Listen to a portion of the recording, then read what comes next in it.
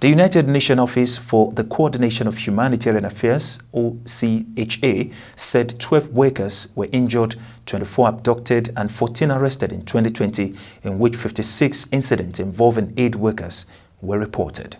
The VTC meeting of the Security Council is called to order. The provisional agenda for this meeting is the situation in Somalia. The agenda is adopted.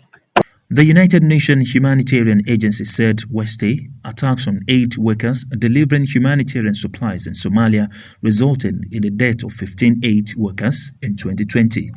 The United Nations Office for the Coordination of Humanitarian Affairs, OCHA, said 12 workers were injured, 24 abducted and 14 arrested in 2020, in which 56 incidents involving aid workers were reported.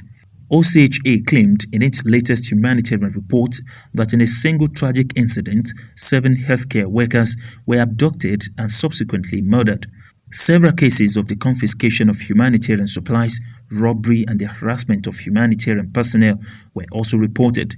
The United Nations Relief Agency said violence against humanitarian personnel and facilities was one of the major access challenges, alongside humanitarian workers' ability to reach affected communities and support sustained programming. According to OCHA, humanitarian access challenges were most frequently reported in the southwest Jubaland and Hirshabelle states, which combined and made up some 53% of all access incidents reported in Somalia in 2020. These, the United Nations agency said, resulted in restrictions or suspensions of the movement for civilians and humanitarians alike.